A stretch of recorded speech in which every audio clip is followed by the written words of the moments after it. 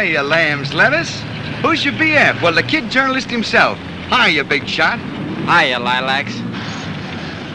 P.U. Who's dead? What happened? I'll drive you down to Sugar Bowl if you hop in. Could you drop Harold off at the office? Sorry, Queen of the May, but this is a special car to Pop's joint. For graduates only. For graduates only. Go ahead, they're waiting for you. I'll walk. I hate to leave you. Oh, that's all right. Hurry, hurry. Train leaves on track 8. See you later in life. Much later, I hope, palsy-walsy. Hop in, Lillem's old cupcake. Get cuddly. Chisler.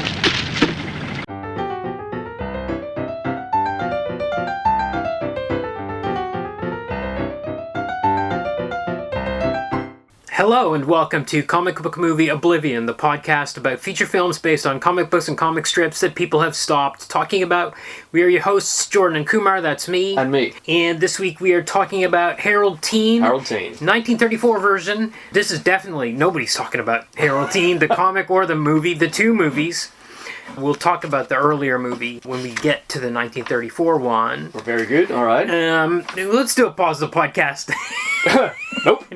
No, I don't think you need to pause the podcast, but I will say that you never know what's going to happen in this movie, and this movie also doesn't know what's going to happen in the movie. So if you like to be taken by surprise in that respect, maybe watch it. And it is only an hour, but I don't think you need to it's like pause the 65 podcast. minutes, yeah. Okay, so Harold Teen was a comic strip by a man named Carl Ede. It was spelled E-D, but his name was Carl Ede.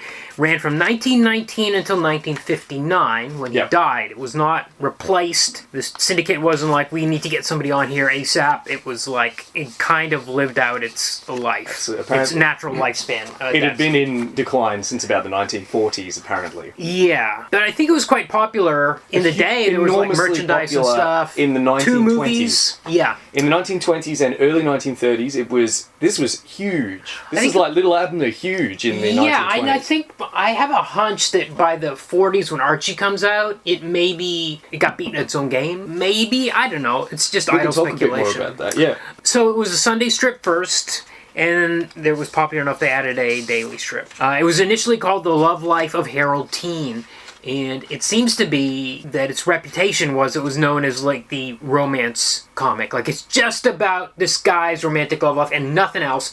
But there's definitely a shift a bit later on. So I was able to find 2 issues online, and that's kind of it. Despite it, it's kind of lost. It's sort of vanished from history. It's very hard to find any strips. And those ones very little kind of information available about it online as well.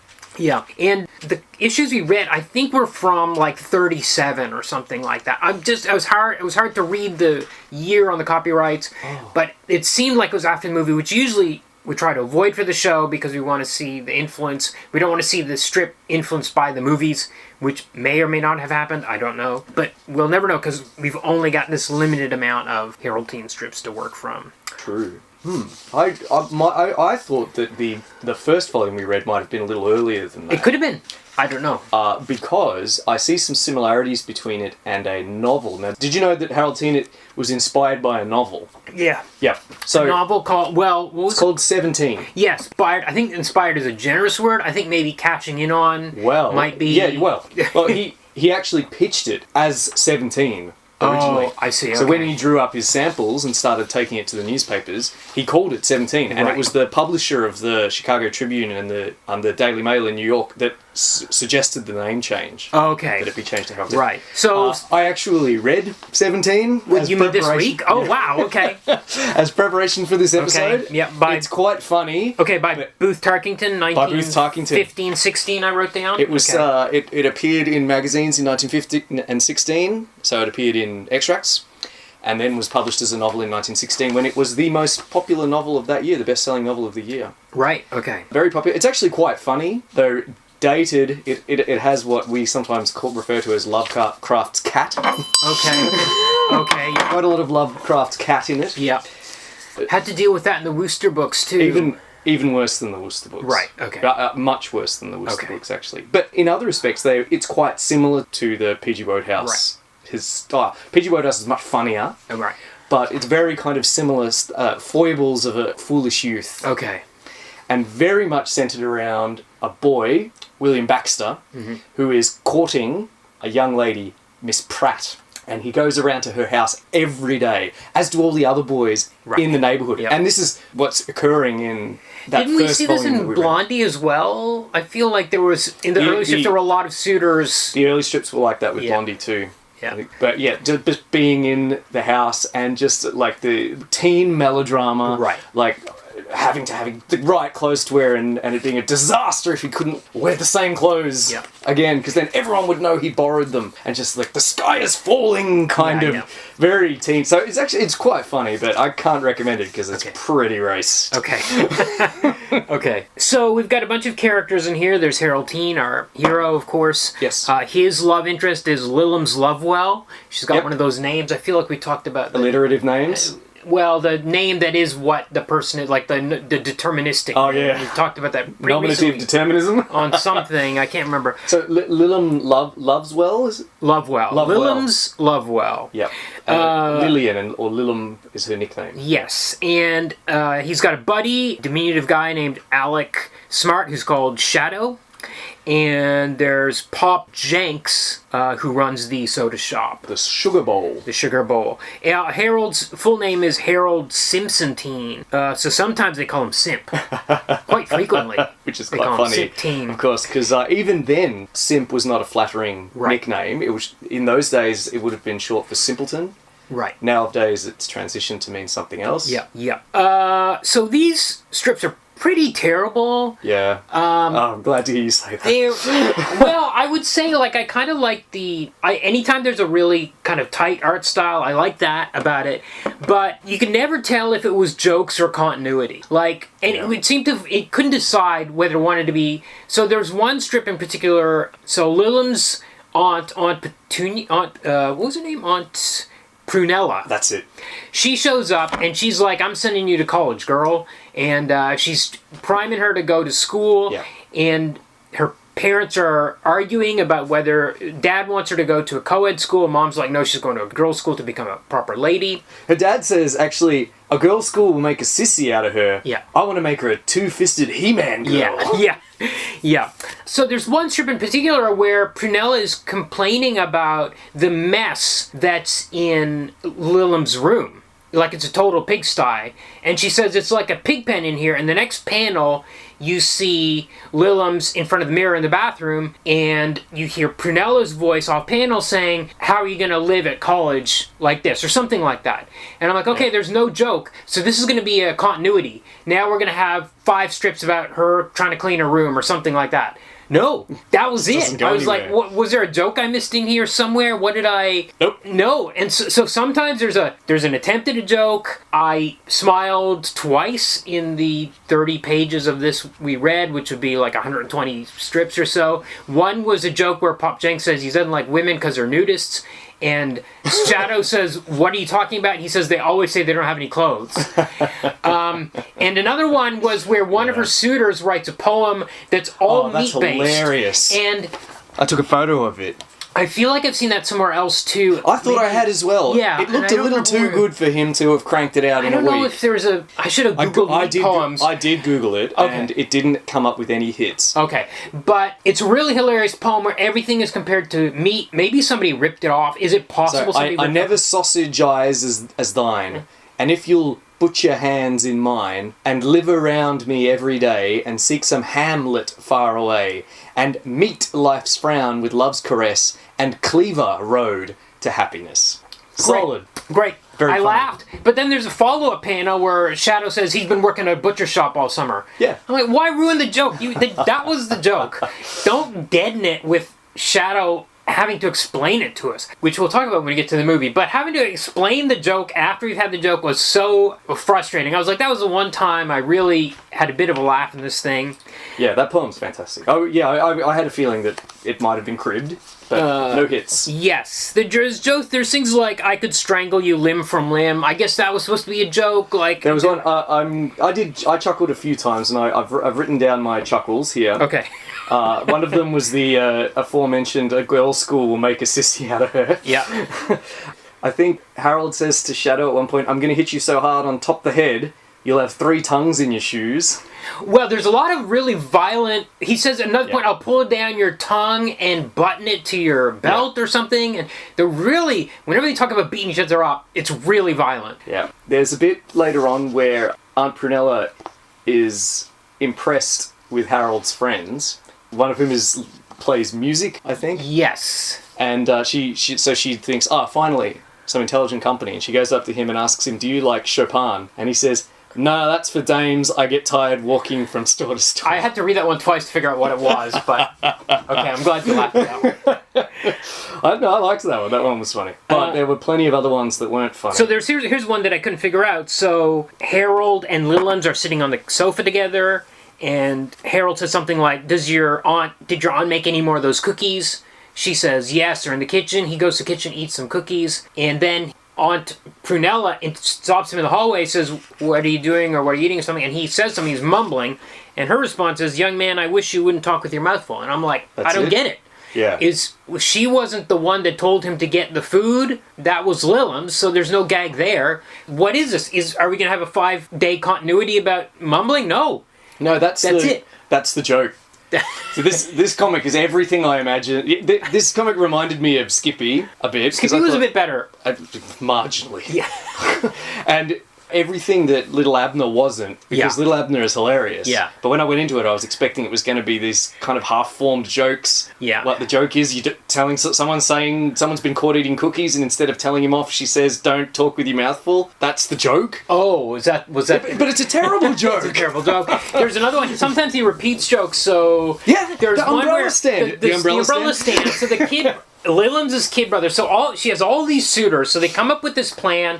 It goes over several days of continuity where they come up with a schedule for all these boys to come visit her. That's straight out of 17 as well. Yeah, but go on. Yeah, and her kid brother is kind of the doorman, sometimes protector, and 2 times people walk in and they think they got a clear shot at sneaking in when it's not their shift or something like that, and speaking to Littlems, and he pops out of the umbrella stand, and this happens twice, this gag. Not even that far apart. No. I wonder if a bunch of strips were cut out of this collection, maybe. That's possible too. But I will say, I think if you read these one a day, it would probably be inoffensive. You just kind of skim past it very quickly. To read 130 in a row is hard work. They weren't made to be read 130 in a row, were they? No, absolutely not. You're meant to forget the umbrella gag, I think. Yeah, and then come back to it 2 weeks later and instead of the very next page. Or 4 months if they've cut out a bunch in between. Maybe there was a follow-up to the dirty room thing and the messy room, and the editor was like, well, we'll cut out the other 5 because they're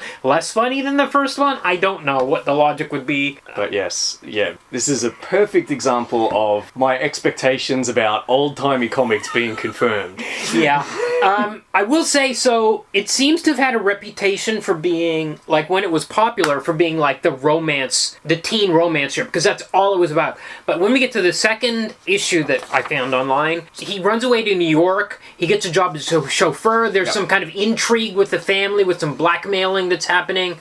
So it seems to stray. It seems like even he couldn't maintain this teen thing for year after year after year, and he ended up having to put in some storylines of some sort. Sure. Yeah, in that case, I think it's still kind of teen concerns, like she was getting married to someone else, or there was some kind of over the top thing. Oh yeah. No, she he thought she was getting married. He thought she was marrying some guy. That guy apparently got killed in a car accident on the wedding day or the day before. I was like, why did we get those strips? I want to read that storyline.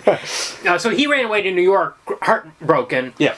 And Shadow is sent out there by the pals. By the way, there's a lot of... Because Shadow goes there, he's given a budget by these people who've pooled their money together. He spends it all on sodas and sundaes, which is a big thing in the strip, is they do consuming sodas and sundaes. They just drink sodas and sundaes constantly. Yeah.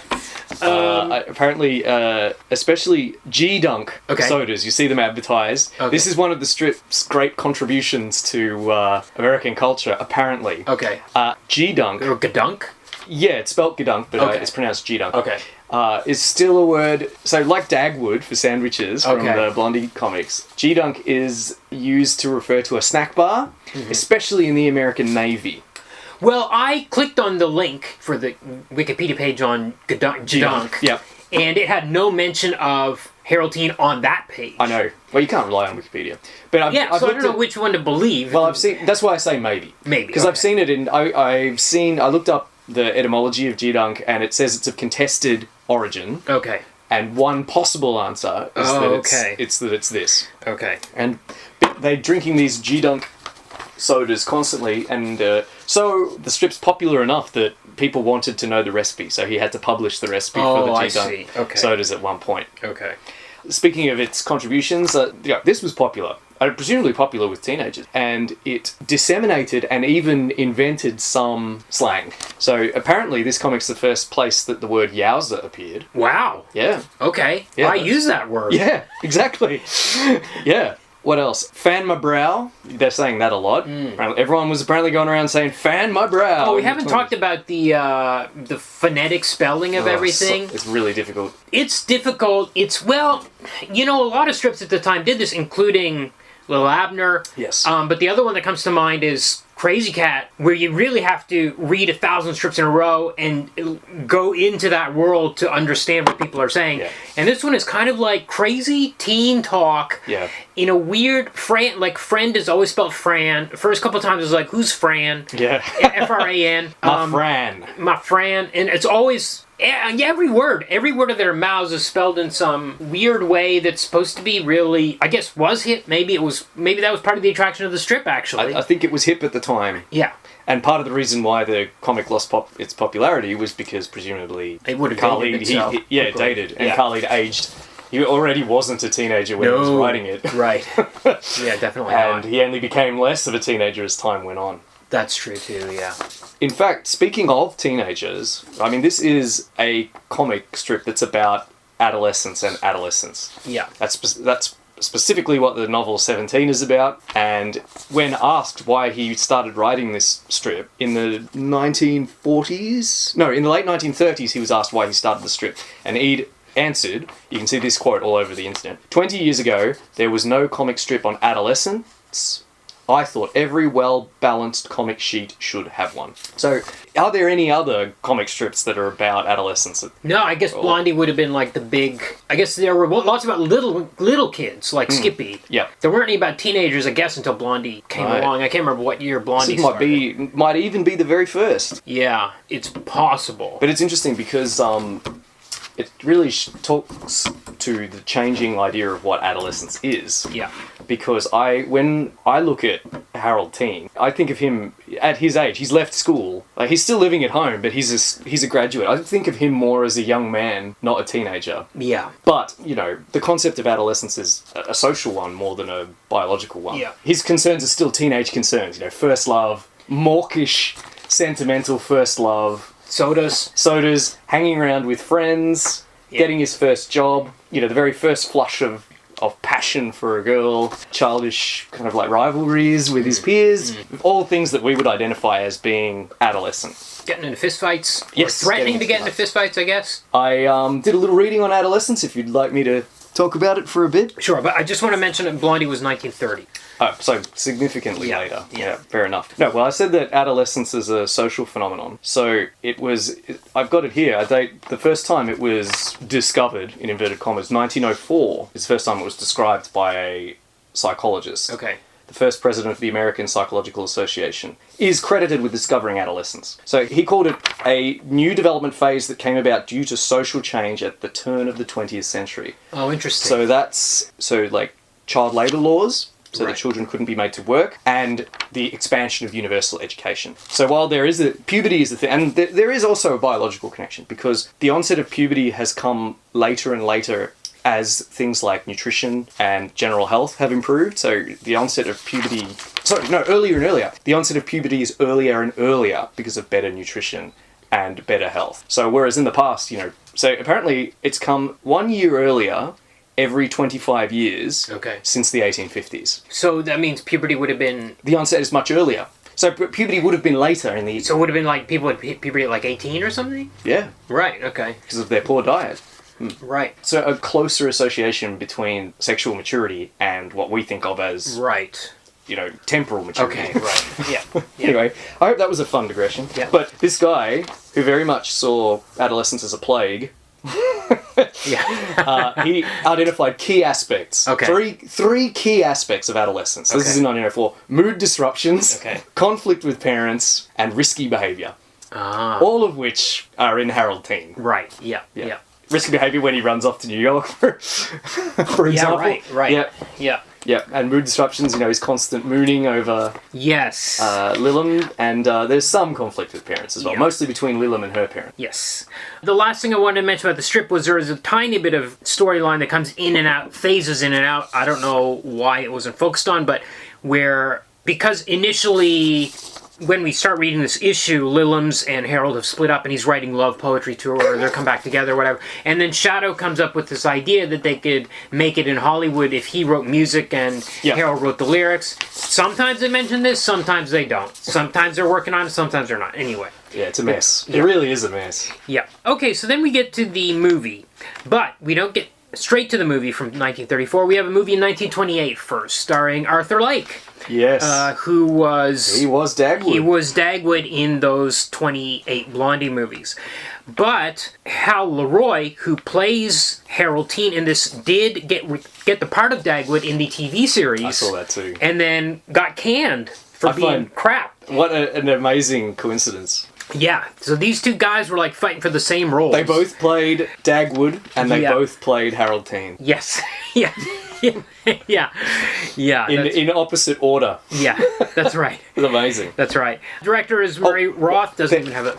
Murray Roth. There was a film adaptation of the novel 17. Okay. I know I'm talking about it a lot, but it's because I put in the effort and read that thing. Yeah. And do you know who played William Baxter in the 1940 17 Was it film? Arthur Lake? If only. No, it was Jackie Cooper. Oh, right. Okay.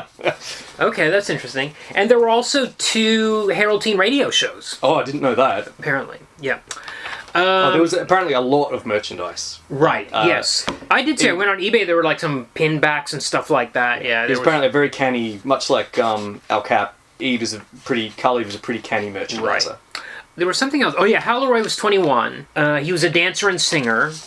Very good dancer. Yes. tap We will dancer, talk to about be that. exact. The 1928 version with Arthur Lake is, as far as I can tell, completely lost. That's why we're talking about it now. So I did find one Reddit post where somebody said they had seen it on YouTube several years ago and it was not on YouTube anymore. But I couldn't find it anywhere. As far as I know, it's never been released on any home media of any sort. You don't get a lot of silent movies. But on there home are... media.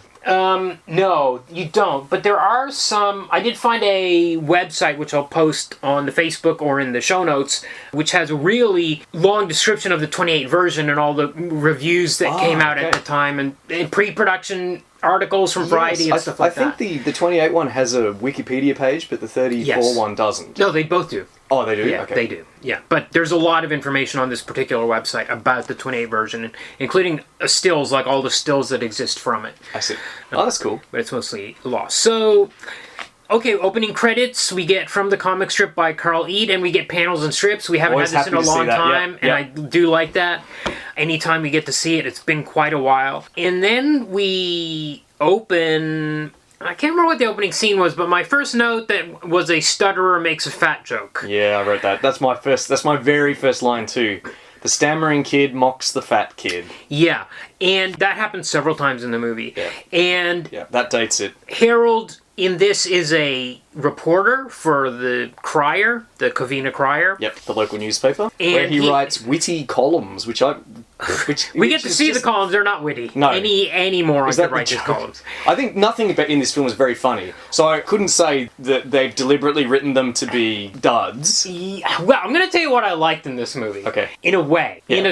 From a certain perspective, what I liked about it. So, early on, we see Harold, he's at this newspaper office, his boss sends him on an assignment. Boss says, "There's something wrong with your ears?" And he pulls out a mirror and checks his ears. He's like, "I don't know." And then he's about to go outside, and the boss says, "Close that door." And he closes the door before he goes Still outside. inside. And then the boss says, "After you go outside, dummy." And then he goes outside and closes it and smashes the glass. Now, this is all terrible. Yes. It is so dead, but I was like, this is just like the comic. It's totally dead, lame-ass jokes. They're so lame that he has to say after. The line where he says, "After you go outside," surely... Yeah, like, we got it.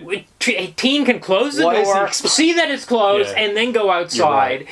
And then we don't need the explanation from the newspaper editor telling us what he's done wrong. It was so like the comic. You're right. Note for You're note. I was absolutely actually right. put a smile on my face. I was like, wow, they hired the right people to write this. 'cause Well, it's you real know dumb. who one of the writers was? Ed himself. Well, his name's not in the credit. Oh, as a it was on the writer. IMDb. On the IMDb, it says, well, IMDb lists the originators as well. Perhaps And I that's think it. even the Wikipedia, one of Well- the pages said that he had credits on both movies, but I'm not sure that he actually wrote the screenplay for it. Well, it sure seems like it because as you say, it's the exact same kinds of thudding, Yeah.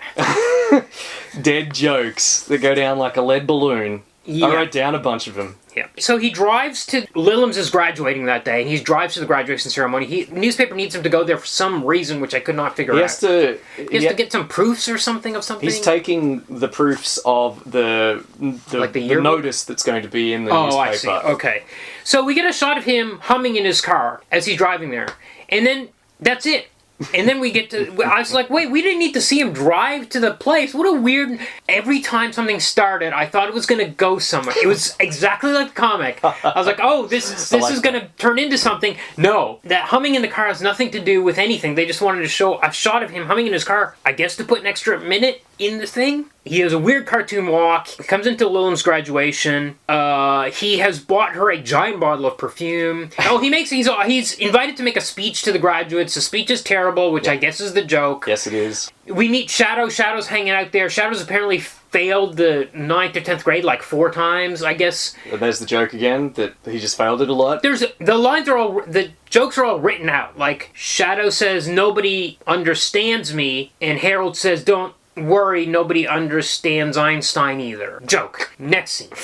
Then he makes a speech. He reveals that he has bought this giant bottle of perfume for her, which cost $22.30. It's a liter of perfume. Yeah. And she's like, how did you afford this? And he's like, don't worry about that. And then you see his car is immediately possessed by the finance company. Yep. Repoed.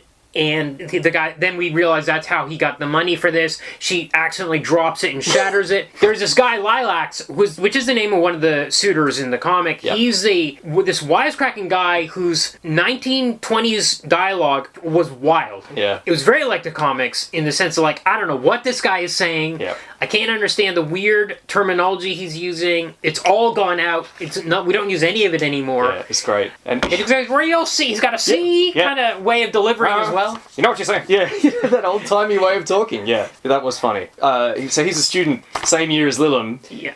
and he has a receding hairline. Yeah. Well, he's got a weird hairdo in general, which Yeah. is maybe It looks a bit like Archie Andrews' hairdo, actually. This is 1934 when this came out. This is another world. Some of those students were very grizzled, though. Yeah. Well, although I think the actress who played Lillam's was actually around 18. Right. And Well, Hal Le Roy was like 23. Yeah, he was really young. Yeah. Yeah. In fact, he's brilliant as a youth. Yeah. I don't know if I wouldn't say he's a brilliant actor. I mean, he's pretty terrible. But physically, he's great. Yeah. He's so gangly and uncoordinated.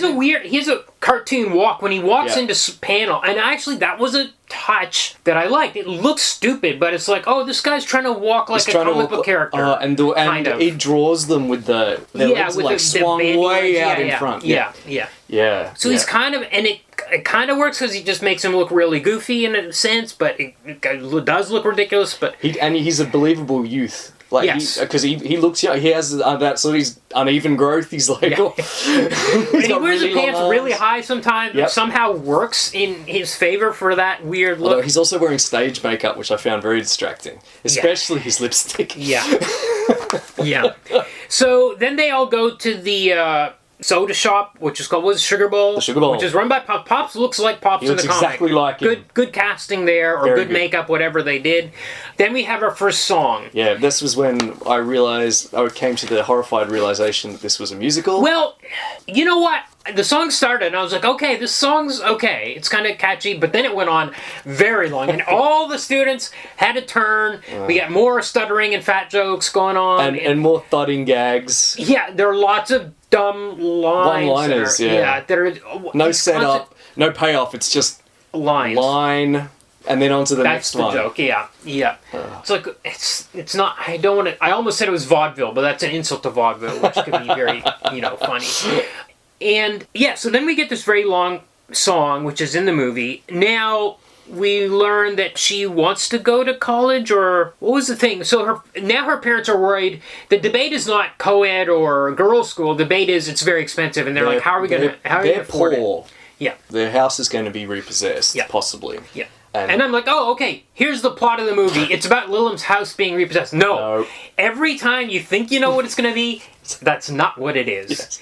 So yeah, that's not it. But they're like, well, the house is going to be repossessed. We get some scenes of Shadow and Harold in Pop's shop, and they're running up a tab, which is a thing that happens in the comics all the time. Is like he doesn't want to get. They try to get free. They try not to pay, and he wants them to pay. Yeah. There's a big dance, so they go to the dance. Yeah, Harold's taking her to the dance. He goes to pick her up, but he doesn't have his car. Yes, because it's been repossessed. And the father says, "Why didn't you? Where's your car?" And he goes, "Oh, I didn't bring it." Smiling goofily. Yeah. It's like, and then she has to come to his rescue. Yeah.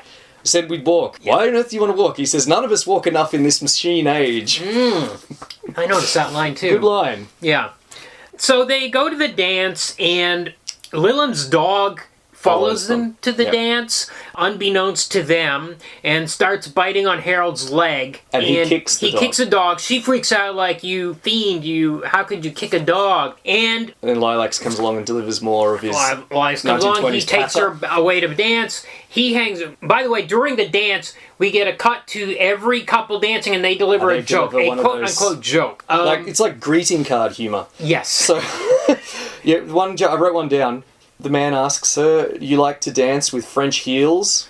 And she says, "Why? I don't know any." I noticed that one because I didn't know what French heels were. So it was a double whammy for me. Oh, well, it's just kind of shoe. I guess that. And a heel you should remember from wrestling, that's the bad guy. I know what a heel is, okay, but right. I don't know what a French heel as a type of shoe specifically was. I just had to kind of guess at this. But anyway, we have to get 100 of these jokes before the plot picks up again. Okay, so Shadow and Harold are hanging out off the dance floor, and Shadow's reading a magazine, sees an ad for dance lessons. I'm like, here's the plot of the movie. Harold has to learn how to dance to win back his girl. Nope. And no, that's not the plot of the movie. Nope. But there's a long scene where he's like, I'm going to take this correspondence dance course from this guy, this famous guy, what's his name, Rutherford or something? Rathburn. Yep. Anyway, that plot line kind of goes away for a little while. Then we get the scene at the bank where Lilim's father is at the bank, I guess trying to get a loan or something. It's not working out. I couldn't follow the storyline at all. There's some sort of money trouble, and he has to speak to the bank manager about it. Yeah. And that's it. That's all we get. That's it. And then Harold shows up in the bank manager's office. I can't remember if the newspaper sent him or what it was. No, because later his editor complains that he didn't get a story out of it. I don't know why he that was a different thing when he passed the bus. No, twice. I think he complained about him not... Anyway, he goes to the manager's office. Give him a piece of his mind? Is that... Oh, maybe. Then the manager, he's a new manager, I think. He sits him down. Yes, he's just come in. He sits Harold down. He offers him a cigar. Harold starts smoking the cigar very clumsily. Yeah. And then he throws it into the waste paper basket. And I'm like, he's going to burn down the bank. There's going to be a waste paper basket fire. No! He's going to put his foot in it. It's going to get stuck in there. You can't drop a lit cigar into a waste paper basket that's full of paper. We get a close-up of the cigar in the waste paper basket. A close-up, like as if to indicate to the audience, like the humming in the car, this is important. This is the opposite of Chekhov's gun, you know. Yeah, it is the opposite, and this is the anti-Chekhov's gun. You know what? I was thinking, whoa, if this had been a Laurel and Hardy. If this had been a Laurel and Hardy, it would have been a riot. Shenanigans. All sorts of stuff would have happened, and you would have laughed hard for 20 minutes. Also, same year this came out, It Happened One Night, directed by Frank Capra, starring Clark Gable and Claudette Colbert, came out. That movie is razor sharp. So it's not the year. It's not the era. People weren't making good movies in 1934. And it's this movie. There's a lot of... And it's not really well edited either. No, yeah. There's a lot of rough cuts, and angles change between... in transitions and... Oh, there's this whole thing in this scene where they do this Dutch tilt to show that he's, like, getting all foggy from the cigar. Woozy, and it doesn't look good at all. No, it's... No. What's the point of it? It's not like it changes his behavior in any... I guess the joke is that he's... Woozy. Woozy. That's the joke. That's it. There's no... He doesn't commit some sort of faux pas because he's high off this cigar that drives the plot of the rest of the movie or anything subsequent. It just disappears. He throws the thing in the garbage. We see it in the garbage at the end. That's it. But he makes good friends with this guy, which is an important part of the plot. Well, he decides to cultivate him because he figures that he'll be good press since he works at the newspaper. Right. Okay. Right. So he giving him cigars and inviting him to lunch and things like that. Right. And so we think that this manager has some nefarious thing going. No.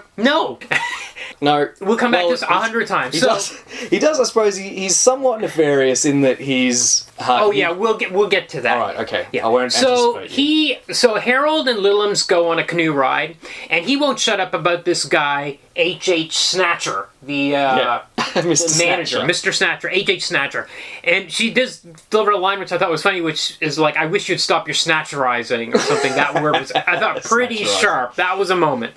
Anyway, the canoe tips over. She swims to shore. She says, "You take care of yourself," or something like that. She gives Sam a line, and she just abandons him in the water. Yeah. And she, by coincidence, is picked up by Snatcher, who's driving by just at that happens moment. to be driving by. We have a bit of a montage where they're having a bit of a romance. Yeah, this is deeply creepy.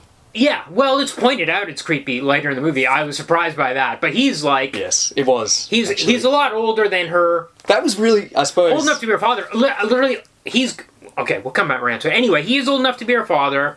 They have a bit of a whirlwind montage. We don't know how long it is. But Harold notices this and is upset about it. He literally uses the word like he's a cradle robber or something like that. And he says he is old enough to be your father, and he kind of chews her out for it, and she's like, "You don't know anything," but they kind of make up. And I thought, okay, here's the movie. It's them going to be reconciled.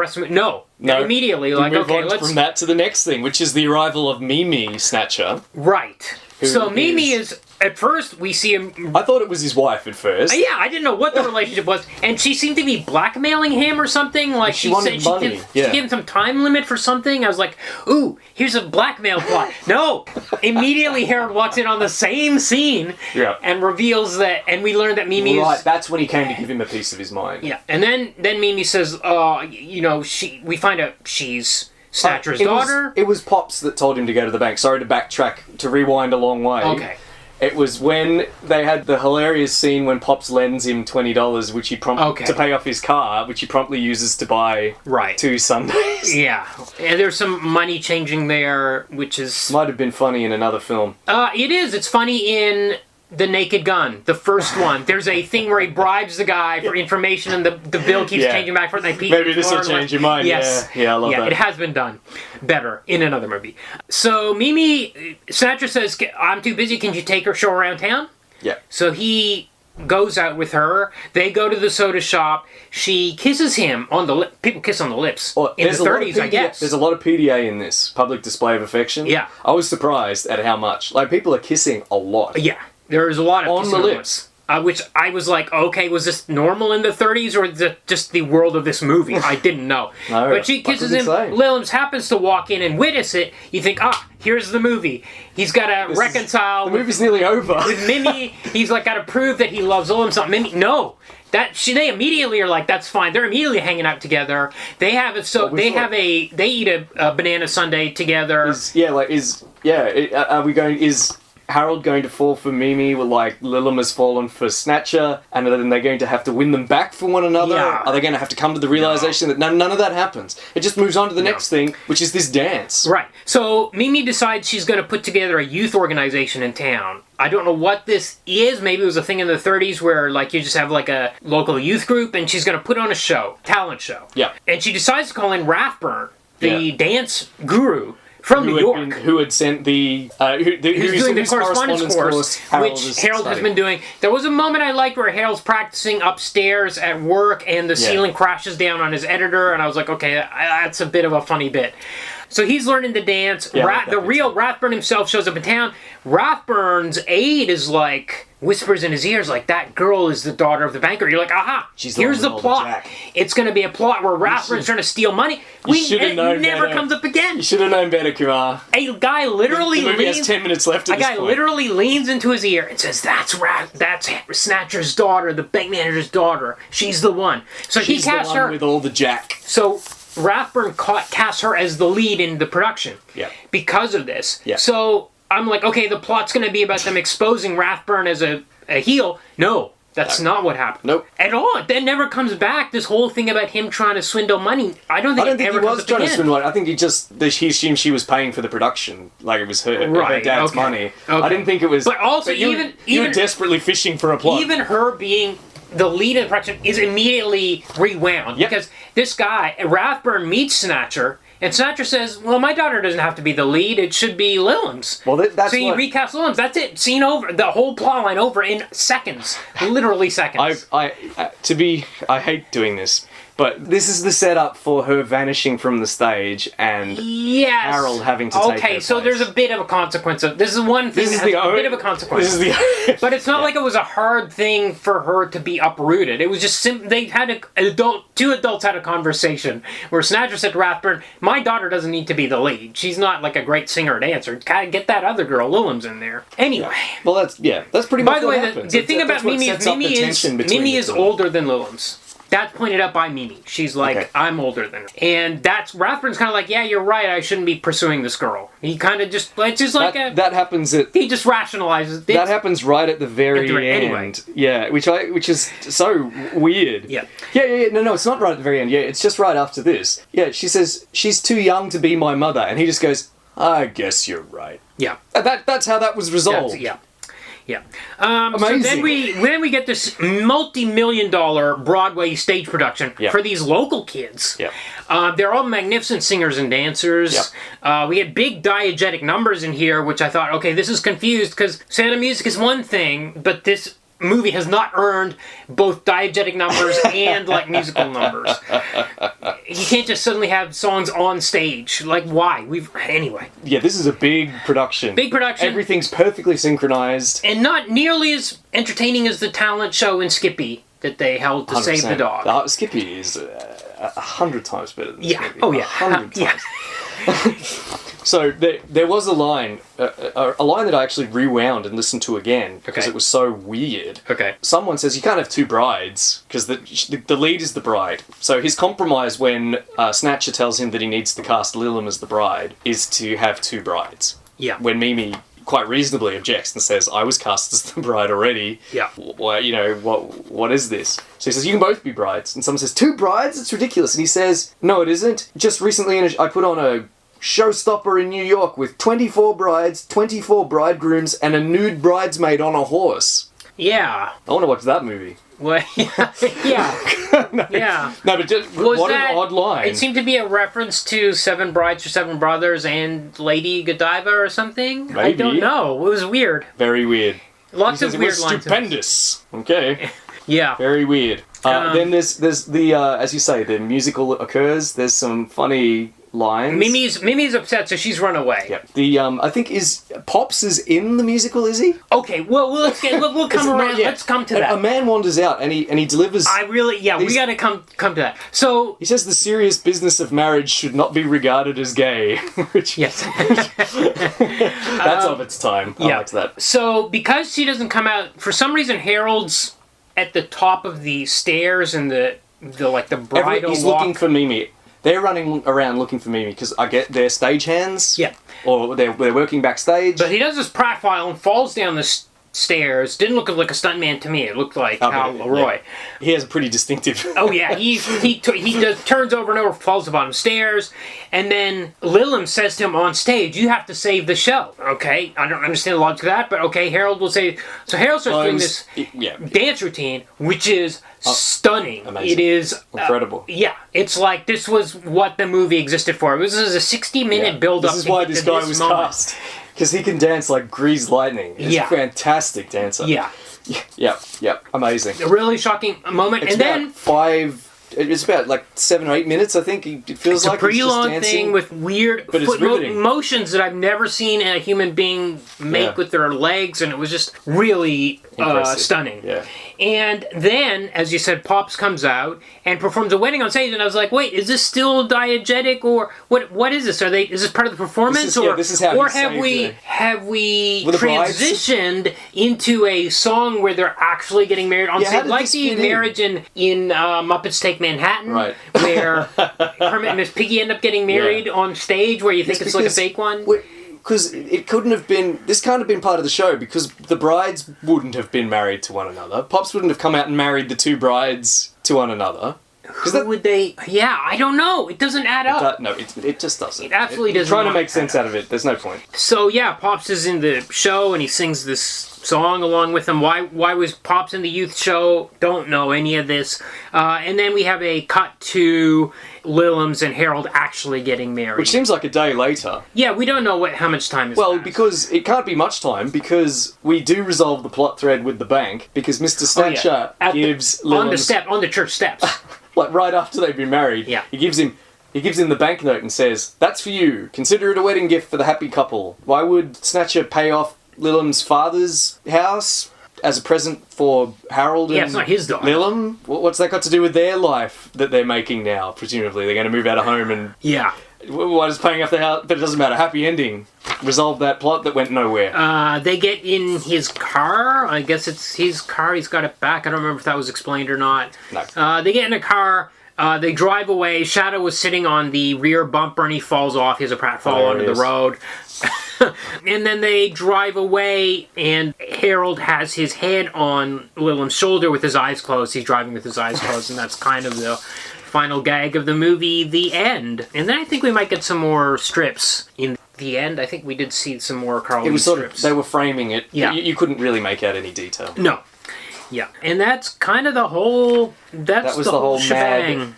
65 minutes. minutes. As we've said often, pre-TV, the movies tend to be about 60 minutes, so that's what we got here. Oh, and Lilac says, "Fan my brow." Fan my brow. Oh, he did say that. Fan my brow. At the wedding scene. Alright, fan theory time. Oh, okay. I think Napoleon Dynamite was a remake of this movie. Oh, okay. I kind of see it. Specifically with how the dancing saves the show. Yes. So, Napoleon Dynamite, very tall and gangly. Yes. Even similar hair. Yeah. Curls. Yeah. Close cut curls. Plot lines which don't come back. Yep, kind of almost postmodern storytelling with no overarching plot. Yeah. Just a series of vignettes that don't go anywhere. Yeah. Yep. His hair and Lilac's hair. Yep. Yes. Doing studying the dance by correspondence. So, Oh, right. Napoleon watches a video. Okay. He finds it at the thrift shop. Yeah. where he also gets his suit for the prom, and he watches it in his room and practices the dancing. He comes out all sweaty Yeah. to talk to La Fonda, Yeah. his brother's girlfriend. She says, "Why are you all so sweaty?" And Harold Teen is also sweaty after practicing not in his room but above his work. Yeah. Okay. And when he has his conversation with his boss, I found that funny. He's busy, he's worked up a sweat practicing dancing when he's supposed to be working. His boss comes up to yell at him, and he's still got sweat pouring. This is funny to me. We've covered most of the trivia already. Yep. As I said, that real heyday of the strip was the 1920s. Started to lose popularity in the 30s with the changing kind of like economic situation. Yep. By the 1940s, Ed is aging out of when he could still be hip. Yeah. And the notion of adolescence is also changing. So in the 1950s, you have James Dean. Yeah. And we have a new notion. But he did, as you say, continue to write it right up until he retired in September 1959. Okay. He died 2 weeks later, 10th of October 1959, just 2 weeks after retiring. And then the final strip was published November 1959. Okay, so we should do our ratings. Yes. The comic strip. That's a nay. No, it's a nay. Kind of well drawn, I would say, but there are better drawn strips, especially from that era. So definitely a nay. It's really dead in the water. Might get a chuckle once every 7 weeks out of it, if that. Hard work. Yeah. Yeah, hard work to read because it's written in that phonetic prose that's a bit impenetrable. Well, I would say that sometimes that can work in a strip's favor if it's done in like the right Little way. Abner. Yeah. Once you've penetrated that impenetrable language in Little Abner, you just start reading it like standard prose, and it's really funny. Yes. This, though, I felt like it was a real slog getting through every panel Yeah, yeah. And of course, it's not funny. No, that's maybe the reason it's harder, because you don't want to do the work. Like, it's not earning... There's no payoff. Yeah. There's no reward. Yeah, yeah. The movie, boy, had a couple of moments, but was a big hot mess that did not know what it was trying to do at any stage. Just so many setups for plot lines, and just where did they go? Yeah, I feel like this was, despite its big set piece, I feel like this film was probably put together quickly and cheaply. Yeah. And maybe just a money-making exercise for Khalid. Yeah, I think it was a name brand, like it's a brand property, right? It's not just the 21st century where we have this phenomenon. Absolutely not, yeah. I would say maybe go on YouTube and see if you can find The Last Dance number, or any of Hal Le Roy's dance numbers. I'm assuming are as impressive as this one. It's almost EA just for that dance sequence. Yeah. It's incredible. Yeah. And he looks so ungainly. Yeah. And up till that point... That's right. That's exactly right. He looks like this guy cannot dance. He looks weird and gangly and, yeah. Just like Napoleon Dynamite. Yeah. Yeah. No, but it's an A for me. Okay, adaptation. I'm going to say yay. I think it's all the characters. It's got the soda shop. It's got the lack of laughs. It's got the inconsistent plots. It is really a very similar experience to reading the comic strip, I would say. You know what? That's very persuasive. I'm also going to say yay. I think you're right. Yeah, I don't think it was intentional. I think they... Doesn't matter. It doesn't have to be. We never said that. No, that's right. We just say yay or nay. Yeah, and so I think it's very close. Brilliant. Okay, so please visit our Patreon and give us some money. It's patreon.com/comicbookamovieoblivion, all one word. Thank you to our single loyal subscriber. Yes. And please visit us on Facebook or send us an email. Mm-hmm. Or a letter. Yes. Or a telegram. Yes. And please like, subscribe, rate, and review. Brilliant. The big four. Okay, next week we are going to do Popeye, the Robert Altman Popeye. I think it's from 1980, 81. I couldn't say for sure, but it is definitely early 80s. Yes. And Robin Williams' first big movie role. Oh, right. So it was after Mork and Mindy? Yes, but that's a TV show. Yes, that's what I meant. So we'll be reading the first volume of the Fantagraphics Popeye collection, but there might be different versions of it out now. But anyway, we're going to start right at the beginning of the Popeye run on Thimble Theater, which is maybe hard to find online, but even the books, I don't know. Anyway, look forward to it. Me too.